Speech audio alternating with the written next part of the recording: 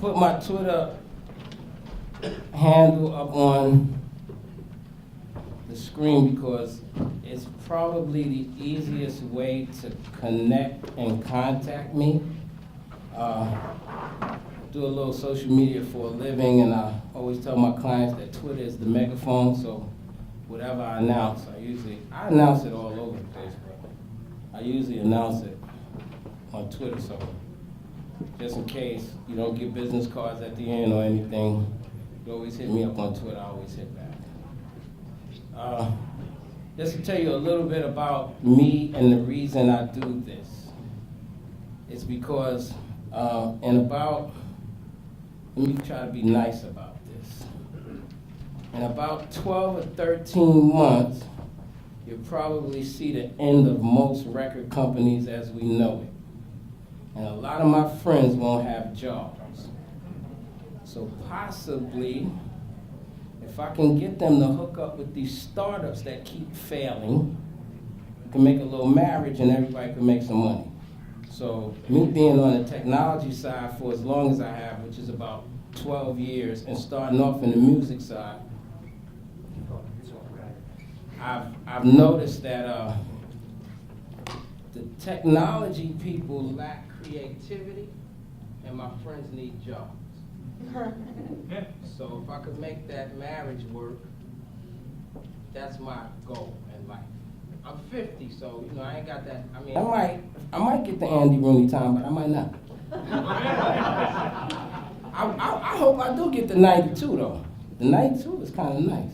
But I got a bunch of kids and all that. So if I clock out right now, I'm at Nelson Mandela. I'm good. I'm good with my Lord and Savior. I'm good.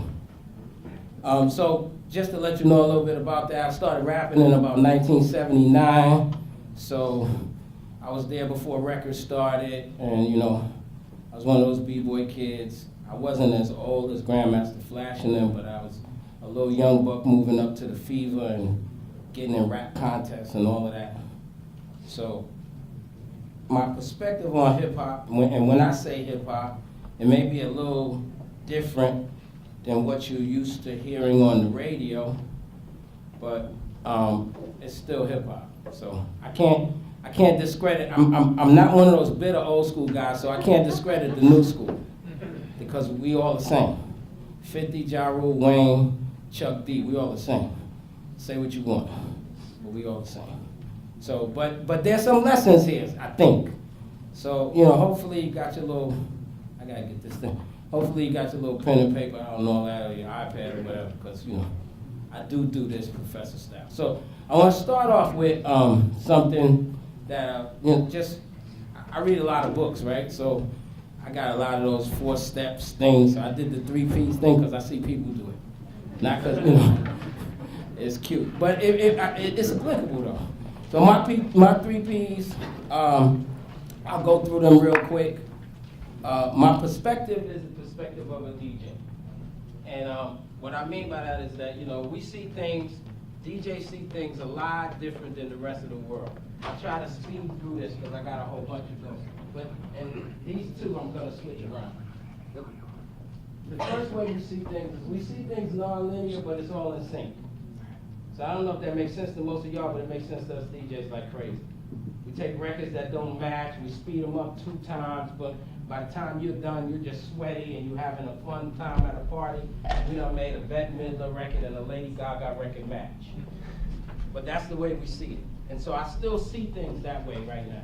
And even from a startup level, I still see things like that. I don't see it, and I'll go on, but I don't see it in the way the traditional, old school Lee Iacocca business is done. There's 2, I'm switching around. So what we do as a DJ is we fill out the crowd. We try to figure out what people want. I guess you guys call that marketing.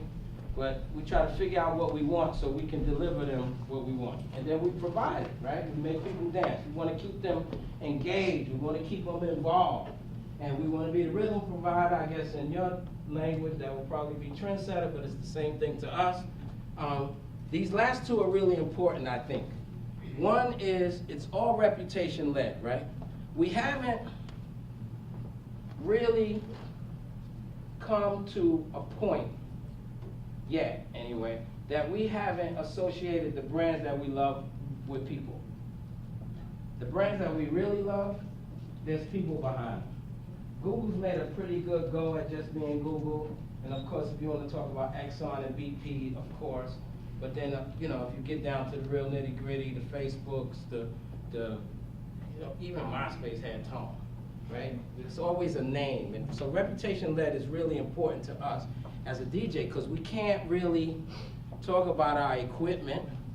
We can't say, oh, we're gonna bring this many records, or we play this kind of music. It's usually on us, it's usually on our name, and it's like, oh, hey, that guy's playing, I'm gonna go see. Or, even if you don't know the guy, who the hell is this guy? Then we turn the party out with those two in the middle, and then it's still reputation-led. And then this last one might be the most important to any of us in this room, which is, you know, you wanna get called back. You want repeat work. Regardless of what you're doing, you want repeat work. You don't wanna, the worst thing in the world is no repeat work. Because it's so confusing to you why they didn't call me back. Imagine being a wedding planner and you only do one wedding. You got pictures, you got videos, you're showing your friends and your family, oh, I did this wedding, oh, the dress is so nice, oh, that was nice, they did the rose petals. You never get a call back. That's the worst thing in the world, because you're trying to figure out what's wrong with me. So I mean, that's really important to us. It's super duper important to us. My DJ mentor is actually younger than me. It's a guy by the name of D Nice, and he told me how to, how I got DJ gigs and stuff. He told me exactly how to do it, and it's all based on reputation. He said, look, Dario, I know you got a little name in rap and you made some hit records and all that, but you want to really do it the way I did it. Just go into a club that has like a regular Wednesday night, that they got a steady crowd anyway, and just go in there and just bring your friends. Bring 100 friends, bring 50 friends, and just build your rep up. And ultimately that will translate after you go. But reputation-led is important, and one to get called back. I mean, you always want to do that. Now, this is what I was talking about earlier. I can't do graphics, so that's a cake. That's icing at the top, and that's the cake. And this is the way the Lee Iacocca old school traditional business is done. The bulk of it is the business, and then if they got to do an ad, if they got to do a commercial, or somebody's got to do a logo, it's always thought about as icing on the cake, and we'll do that later. You got to get all the business stuff done up front. Okay, that's the way they see it. From me and my perspective, and the way we see it, is we see it the other way, where artistry is the big cake, and business is the icing on the cake, even though I probably would have did a third slide if I knew how to draw, because I would have probably did something different, and as much as I would keep the same amount there, percentage-wise, but I'll pull it down to the bottom and make it foundational. Because you still need that, right? You still need the lawyers and all them dudes that's gonna go in and, I'm saying that because I'm an artist and a producer by nature, so for me, I can't stand it. I hate it, and you'll learn why. But it's a foundational element, but you actually hedge your bet if you put your creative forces first. I liken it into using art as a frontline soldier. If you can think about being in a war, you send your artists out first, and you hedge your bets. Because if your business is already there, then you're not gonna lose anything on bottom line. If you've already decided, go regular wholesale retail. If you already decided this is how much I can use, this is how much I can get wholesale, this is how much it's gonna cost, and even if my bottom line is minimalistic this, you already made that decision. Why not throw creativity in the front to get somebody attracted to it? Now here's a news flash. You're in 2012 almost. If you don't, you're gonna die in the water. Because there's nothing, this is why I go to Tech to speak, Georgia Tech in Atlanta, to speak on Tuesday, and all of these kids got Macs. 10 years ago, they would have all had PCs. It got nothing to do with functionality because, and I've been a Mac guy since '86, so you can't fool me. It's got nothing to do with functionality, it's got something to do with style and design. It looks cool that he's using that iPad. Does the Motorola Zoom do exactly the same thing? Absolutely, and more. Because you can't share on that thing, right? Can't take it out of your pocket and just give somebody something. That's why I divorced that. That's before Jobs went to Apple. But anyway, I veer on. Art as a frontline soldier, and then your business guys, they these guys, right? They MASH. Young people, you don't know, look it up. It's a Google. They MASH. They there, you know what I mean? They're gonna take care of everything. They're gonna make sure everything, but they're not going out on the front line. The problem with traditional business has become the problem with startups, which is startups listen, I do these film conferences every year. Here come all these independent filmmakers, right? Oh, I'm an independent filmmaker. Oh, I'm an independent filmmaker. You know what they want? They want a deal from Paramount. I watched this music industry go through the same thing some years ago. Master P was independent in the beginning. Cash Money was independent in the beginning. Puff and Bad Boy was independent in the beginning. The big checks come, they run to the big checks. And then ultimately you see something fall off. Is it the art? Maybe. If you ask me, it's the way they made the cake. And they didn't throw art, and listen, if you do not keep your business people in the back room patching people up, they're gonna muck it up, man. You let them talk, you're done. Let your creative people talk. I don't care if they got yellow hair, piercings everywhere, it doesn't matter. Let your creative people put them up front. And you hedging your bets, because if they die, you still got your business people. But the bottom line, but what's gonna happen is you're gonna end up being Apple if you do it right. Like if you end up doing it right, you really will be Apple. So just to kind of give you where my perspective at, the passion, I don't really speak to passion. I only speak to one point of passion, and that's because I've read so many books, so you guys should probably read a book on passion. There's a million of them out there, but this is passion to me. That's it, that's it, that's it. That's the kid that's in his mama's house with one Marshall amp and a guitar, and his mother saying that you're a bum, and he's still doing it, right? That's those kids in the garage with a piece of software, right? I don't know what your odds are. I have no idea. I know nobody in this room except Jason. I know nobody in this room. So I have no idea what your odds are. But if you're gonna be passionate about anything, you better not let odds get in the way. Because then you could just strip the word passion out of it. I don't know what you are. I guess you're part of the MASH crew. I don't know. But it's not. That's it. For us, I started rapping in '79. This is not music. This is a fact. It's not gonna last. What you're doing on those records are wrong. You're not supposed to rub them back and forth. You think we listen? It only made us scratch more. It only made us rap more. Because we didn't really care. The parents, I'm saying this because, I'm 16, 17, right? The parents, we still respected our parents. So let me give you a picture. In the beginning of hip hop, we took all this equipment, we went outside, we opened the street lamp, we could get electricity from that.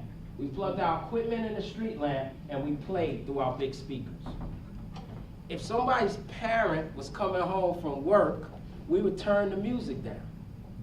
Ask her if she needed help with her bags, all of it. And wait till she got inside, but then we still turned it up. It didn't stop our passion. It just, but there is some respect. So I guess you guys would call that rules, right? You can't cross people and all that. You can't do all that. It's not gonna work out for you. Dirty business, it never works out for anybody. my friends are criminals. They're in jail. It doesn't work out. So, I mean, I guess that's what you would call it, but that doesn't stop your passion, right? You're making music. It's incredible music. Somebody's telling you, bugging them, you put on headphones, right? But it doesn't stop your passion. But that's basically how I speak to passion. Now, this is my world, right? I like to say, if I get paid to do anything, I get paid to remind people to practice. Because here's the deal, people. This is why businesses, this is why records, and you know, I relate to two because I've been on both sides. This is why businesses fail. Businesses fail because in the beginning, you're always practicing. You're always doing that. You're always using your gift. So if that's writing code, in the beginning, you're always writing code. You're always trying to crack some code. If that's rapping, you're writing a new rhyme every day. Then what happens after your program gets picked up? What happens after the record company signs you? You stop. Dummy. You stop. I mean, that's it in a nutshell. I can end it. That's it in a nutshell. Nope. The bottom line is this. I figured out for creative people, and I'm hoping that most of the people in this room, or all of the people in this room are, for creative people, there's one basic chicken and egg issue, right? It's the age-old thing. It's the art versus commerce. It's boy get a job. It's girl get a job. It's that, you know, what are you following this dream for? It's all that. The basic age-old question is based on inspiration. And that's why you practice. Now here's the issue. Some people say, I watched Earth, Wind, and Fire do it, and then that made me do it. Some people say, oh, I don't know. My mother said I was singing since I was 3. I never saw nobody sing. But then once I knew I could sing, I started following Barry Manilow and watching what he would do. When you're a creative person, it doesn't matter which way it happened. It doesn't matter whether you was inspired first and then started doing it as a result, or if you feel like it's a God-given talent. Your only option, one, stay inspired. That's your only option.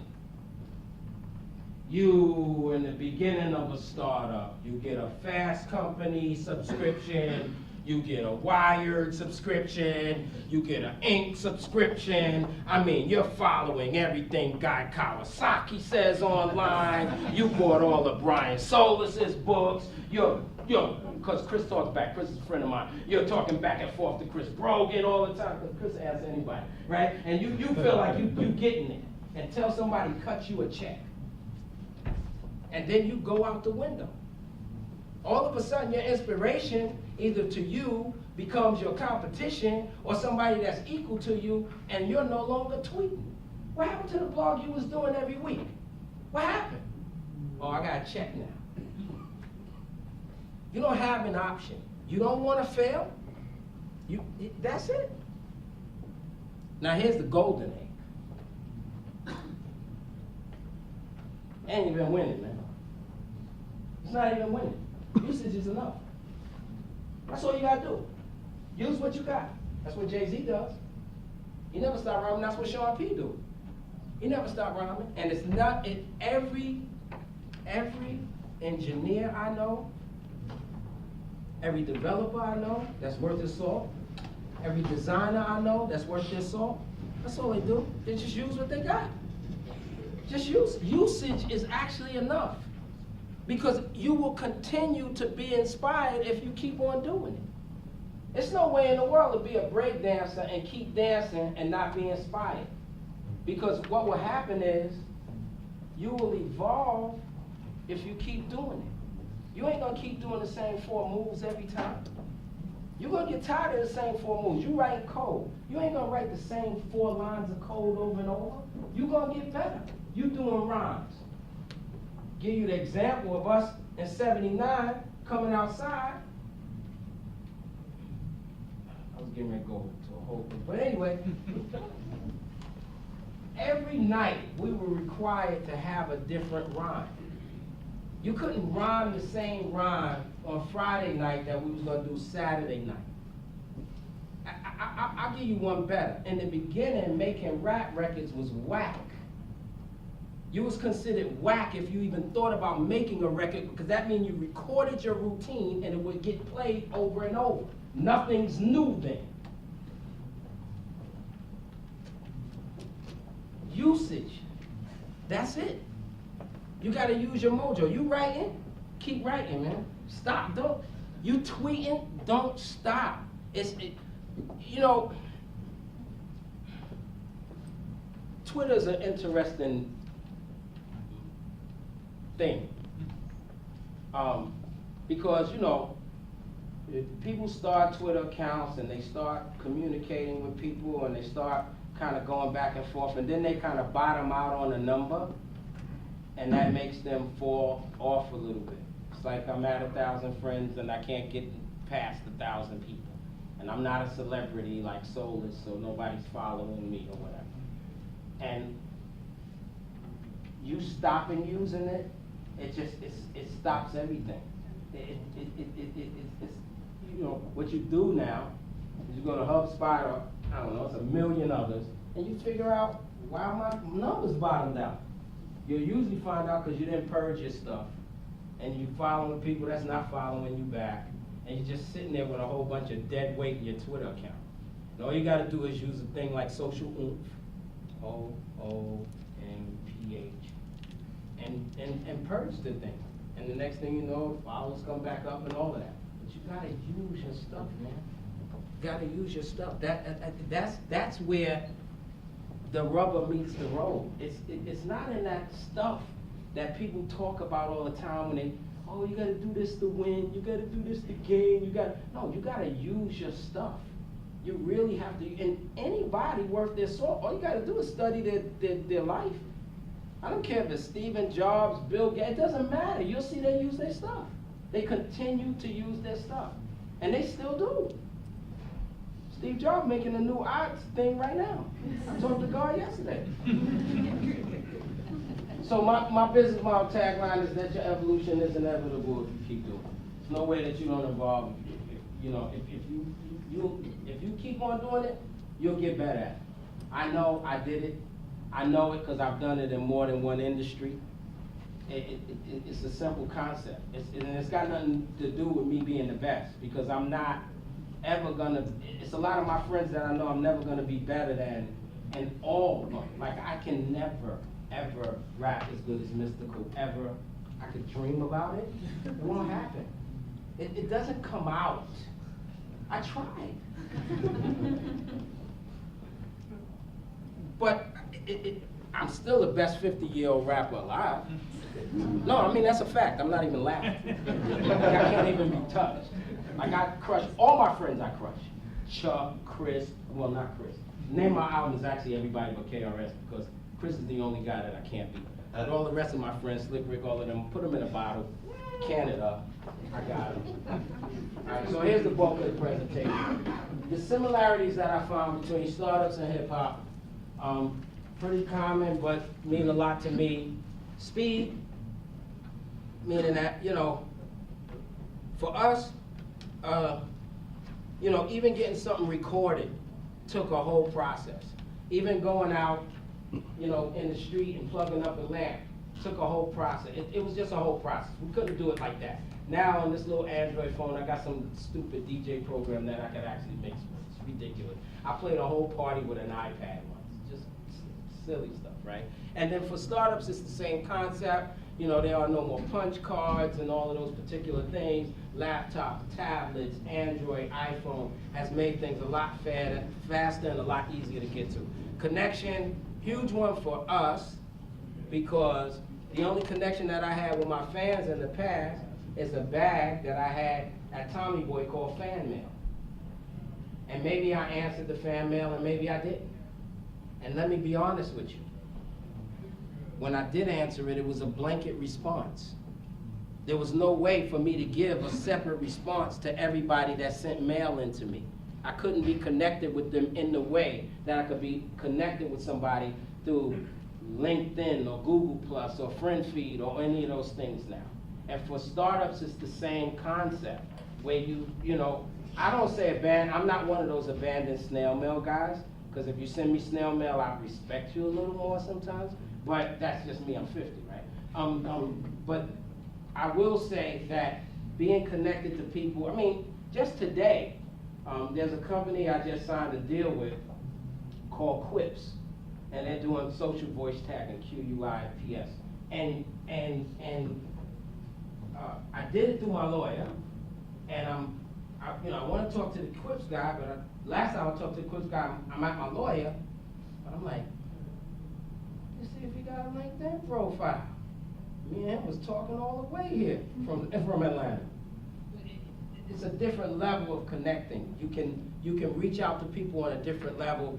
The one other thing I will say to the startup point about connection is that you can actually touch a lot of people that you might not have been able to touch in the past. I mean, that's just true. I mean, and you know, look, you gotta be good about it. You gotta be smart about it. You know, I tell artists this all the time. I don't know if this applies to you guys, but I'll say it anyway. I always tell artists, Facebook is not the new street team, right? The next time you say new mixtape coming out, I'm unfriending you. Right? So I'm saying you gotta be smart about how you connect with people. You can't say, hey, I'm doing, but if it's something decent, again, you know, I mentioned my friend Chris Brogan or any of those guys, Leo Laporte, any of those guys, you know, you'd be surprised how many people, especially me, in this little quest of kind of being a little guy that wants to be down with that team, what connection has meant to me in terms of reaching out to people. Turnkey, that's pretty automatic. The fact that you can get most things done in one place, or all things done in one place, is just an incredible benefit and blessing to us. You know, what we could do today on a laptop, or even sometimes on a mobile phone, that we had to take, you know, tons and tons of equipment to use in the past, you know, it's unheard of. And I would believe for startups it's the same thing. The only difference between us and startups is, you know, startups are a lot more fast forward, so you guys have been using laptops and those kind of digital elements for a long time, but you still can get a whole lot done in one place. I think, you know, Google kind of takes the cake with that, with its email and docs and all of these particular things. I mean, I don't really travel with anything but an Android phone and that CR48 netbook that they sent me, and I'm good. You know, a little jump drive, cool. No iMac, no, I don't need that stuff. But anyway, I mean, I think that, and then, you know, the fact that you can do a good amount of it yourself. Here's my disclaimer. No legal work yourself. Okay? I don't care how many people tell you 1999 contracts, so-and-so used it, Steely Dan used this contract. No. But other than that, you know, you get the opportunity to do a lot of things yourself nowadays. So I think that those are the similarities. The conclusion I've come to, and where I think that the digital divide can be filled, is here. And I'll go through these in detail. There's a blog, and I think it's the same guy that wrote the Lean Startup. I think it is. This guy got a blog called Lesson Learned. And they asked him once, if you could describe a startup in one sentence, what would you say? And he said, a high degree of uncertainty. No kids in the room? And I said, oh shit, that's exactly what I do when I write songs. Right? I mean, who the hell knows what's gonna happen? I got records that are platinum on my wall that you could not have told me that these records were gonna be platinum. And I got records that flopped that I thought that was gonna be the biggest thing that I've ever done. So I mean, you know, that. This is something I'll spend a little bit of time on. Take what's there and use it. It's a low budget and a high return, but it's different than wholesale retail. It's not, you know, buying low and putting a little tchotchke on it, or, you know, buttons and stuff and sending it back out. You know, there's a competition is the cornerstone of hip hop. So that means a whole lot to me in terms of where it gets competitive.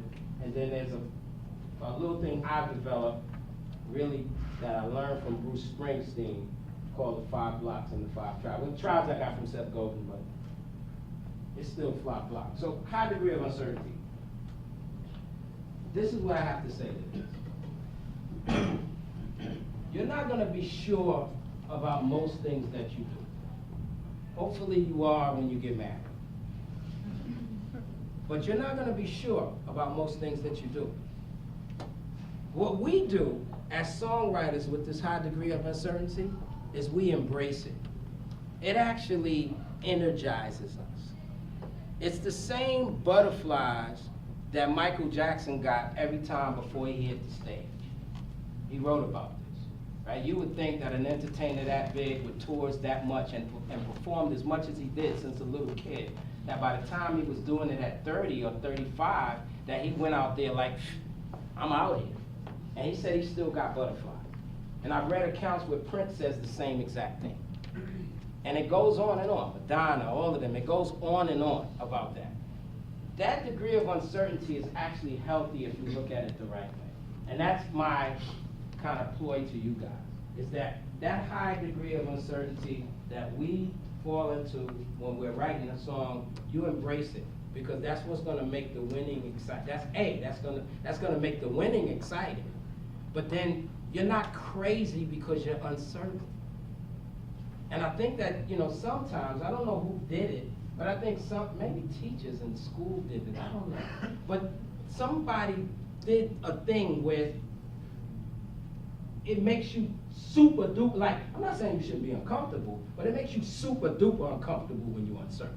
Somebody did that to us. I don't know who did it. Ask Stephen Covey, he probably knows, I don't know. But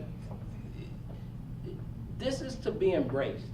There is something that I say about this, though, and that is, I do artist development with artists, rappers, singers, and the one thing I say to them all the time is, I grab a pad, and I take a piece of, I say, you guys don't know how to do this. I grab a pad, like a yellow pad, I take it off, I ball it up, and I throw it. I said, you guys don't know how to throw away the stuff that you've got.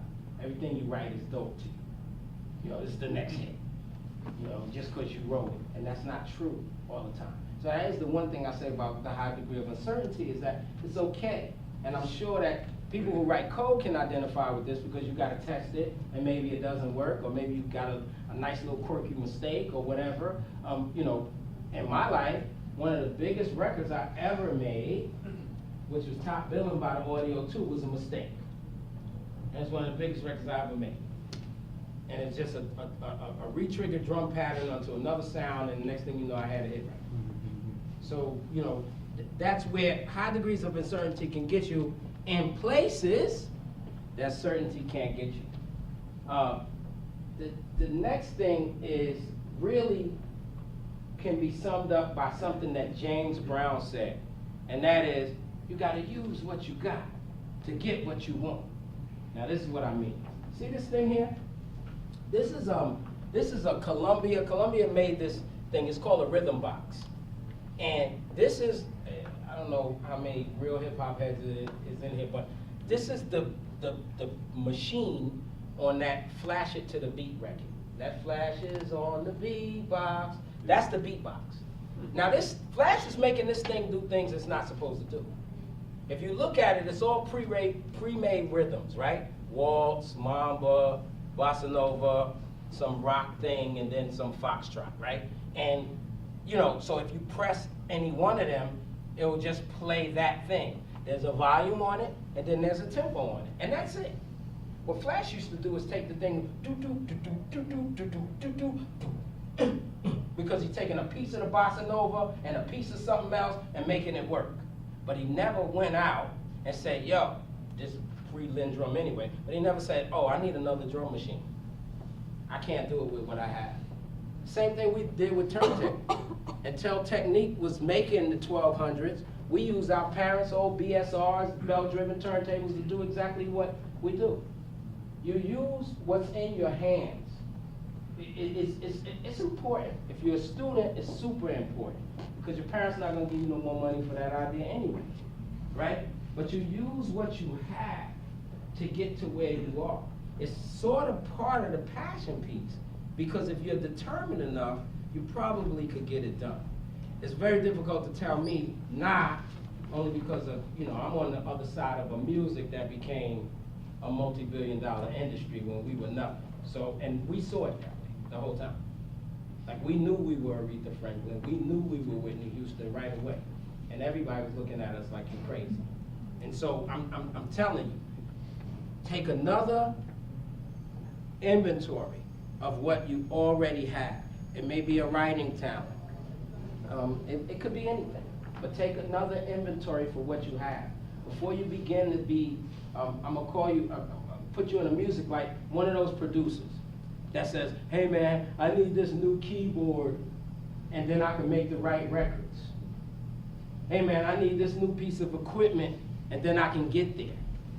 You know, does it have a difference in sound? Absolutely. I mean, you talk to any bass player, you talk to any drummer, they don't really want a crappy guitar, but I guarantee you that Flea plays just as good on a sucky bass as a good bass. I guarantee you that. Because he learned how to play on a sucky bass. And that's the issue, right? Usage is enough, you use what you got, and it'll get you to the next level. But if you continue, because I see people do this all the time on both sides, on the music side and on the startup side, they keep looking over there. Say, man, just if I had that. If I had that. Somebody said something to me the other day about their artist. Oh yeah, I was supposed to put something together with my artist, but I found out he doesn't have a computer, so he's got to use mine. I said, well, I can't go to the library. I don't get that. You got to go over there and give him your computer when there's a bunch of libraries in his county? How stupid is that? I guess Mike Tyson would say how preposterous is that. But I'm just saying, you know, what is that? You take inventory of, and so that inventory, and I'll move on, but that inventory also means not only what you have, but also what's around you, right? Because some counties and some local places, some geolocations, as we call it on Foursquare, have different things than other people have. Right? In New York, you may have access to something that you don't have access to in Atlanta. But then in Atlanta, you might not have access to what you have in Savannah. So a lot of that might have to deal with where you are geographically as well. But you know, trust me, you'll thank me later. But take inventory of what you have. Try your best to do exactly what it is you want to do with what you already have. If when you exhaust it, you exhaust it. I can't talk about, you know, I'm actually not even speaking to that point because what I found in me, just like they say, oh, you don't use most of your brain, I found that most of the things that I haven't exhausted. And the most critical thing to me becomes my writing. You know, until I'm sitting there at some damn encyclopedia that I done written, I ain't wrote enough. Because it's damn sure an encyclopedia in my head. I know that. Competition is the cornerstone of hip hop. Yes, pun intended. The Steelers did beat them. We would never be who we are if we had no competition. If we had nobody to look at, to say, I want to be like them or I want to beat them, then we would never be who we are. Newsflash. If you're thinking about a business idea and you have nobody to beat, lose the business idea. Just lose it. Because you got to feel a need, man. You know, that's why some of it, listen, here's a good one. Here's a real good one.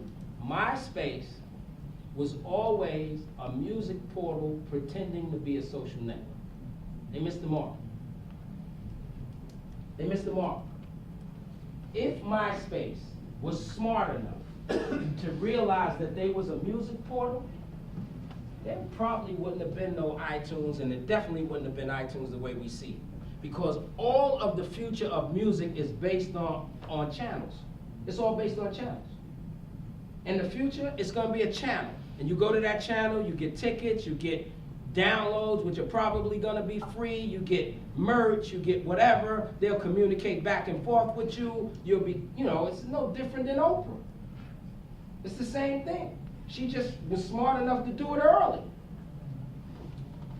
And that's true, because she's not gonna grow the kind of growth that she wants to have, even though she got a gazillion dollars.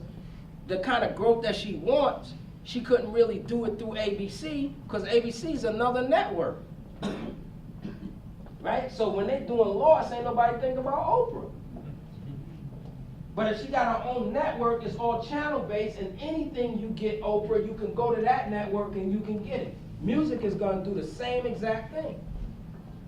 And the only, that's where you'll stand. So you'll know your product that way based on your channel, where you fit, where you don't fit, and all of those particular things. There's a, and I'll move on. There's a philosophy, forgive me, I don't remember where I got this one from.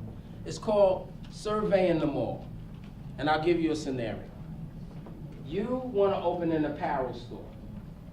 You open an apparel store, you go to Express, you see Express does the thing with the aisles, and you make big aisles, and you go to another store and you, like H&M that borrowed from the old Canal Jean, and you do your bins in the front, and then you say, you know what, on opening day, I'm gonna put live mannequins, I'm not gonna do porcelain mannequins, right? And you got this whole thing figured out, your bottom line, everything. You open up this, now you're in a mall, there's 3 floors to the mall, there's 12 stores on each level, you're on the first floor, you open up, crickets.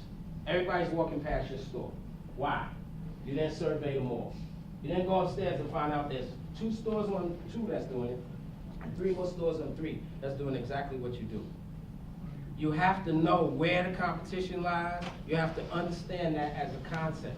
And you have to know that if you get in a very competitive place, you're in a good place. Something I'm really fond of saying. If you are the big fish in the little pond, no kids in the room, get the fuck out that pond. I'm serious. Run. You're the smartest guy in the room, take off. I'm telling you, because it's not going to really do that much for you. It's going to boost your ego halfway, and then you're going to fall flat on your face, and everybody's going to be laughing because they knew that you would fall flat on your face. It's always that. You keep that edge, you understand that concept. It's a biblical concept, but it works. Just like not getting weary in your well-doing. It's a biblical concept, but it works. Iron sharpens iron. Okay, and then finally, all great music is made for 5 blocks. I know you might not believe that, but that's true. I got that from Springsteen. He was making music for Asbury Park. He didn't care about us in Brooklyn or over the bridge. He was making music for his people. We know this on hip hop, because when you hear us on hip hop records, we always shouting out our hoods. Always. And when you begin to start looking at it, it's always that way. Now sometimes those 5 blocks are proverbial. Sometimes they conceptual 5 blocks. And that's why I use the 5 tribes as a /, because it sometimes it means the same cluster of things. I guess you marketers would call that knowing your market, but it means a little more to me this way, because I think that very often we misuse, which is starting to make me hate the word, we misuse the word universal. Like I hate the word now, and it's a dope word. But we misuse universal so much that, because everybody wants to be all, you never, come on, tell me one person that's all things to all people. It doesn't happen. It never happened. Ask any rabbi. It doesn't happen. You can't be all things to all people. So you gotta figure out, and it's not can I say, I wanna tell y'all something, and I'm just doing this because, I like you guys. If you ever hear somebody tell you to get in where you fit in, if you're not gonna smack them, run. Because let me tell you what get in where you fit in means. It's the most negative thing that you could ever hear. Get in where you fit in is a terminology that pimps created for the girl that was his whore that is now too old and can't stand next to the young ones. So he looks at her and say, oh, I don't know what you're gonna do. You need to get in where you fit in. Because they gonna make me my money. I don't know what you gonna do. That's not what I mean when I say 5 blocks, 5 tribes. I don't mean get in where you fit in. I mean find where you belong, where you really belong. And impress, you know, the best, still to this day, the best testing audience that you could ever have is your friends. They still, I mean, say what you want to say. You might not think your wife is right, but she is. No, I'm serious. Me and Jay was just talking about that on the way here. That's real deal. These guys I want to keep in my circle, she like, yo, that dude ain't for you, man. And she's right. Ultimately, it pans out. So in the same token, it's the same concept of 5 blocks. And let us not forget that Silicon Valley, that's what it is, right? It's a 5 block concept. That's why everybody wants to run there, because it's like I need to be, you know, I got interns that done went to Google and all of that. You know, we trying to keep the Georgia students in Georgia. You know, y'all graduate, we trying to keep y'all here, man, build something here, y'all taking off. But I can't front on them for taking off because they're trying to, they're going to their tribe. They're saying, yo, my tribe's not here. You know, then you're gonna hear from me, Mr. Mentor, yo, start a tribe. You know, I'm trying to keep y'all here. I'm really trying to keep y'all here. But I can't really front on that because that's what they do. They're going on those 5 tribes. So, I mean, I think, in a nutshell, this thing ever works? No, it's not working. Oh, I got it. Thank you. Well, went off. That went off. Anyway, it's not working. Anyway, I want you to understand that the concept of the 5 blocks and the 5 tribes and all the other 3 are really, go back.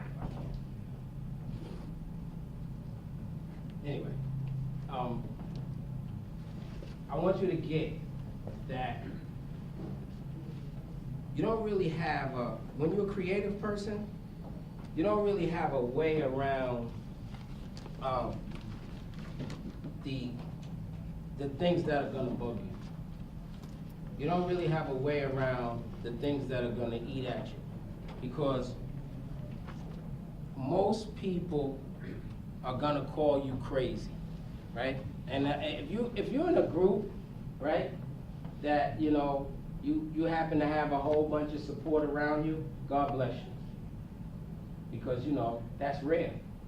Usually people with great ideas, people with dreams, those particular things, you get pounded on by a lot of people.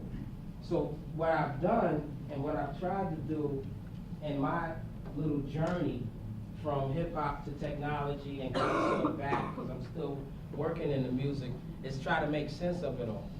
Because I know that most of this stuff made sense to me as a musician. But then when I got on the technology and the same things began to apply. And it was, at first I thought maybe it's just a mistake, maybe I'm looking at it the wrong way. But then I started studying companies and I started working with startups, and then I went to work for a software company, and I seen that all these things continuously apply.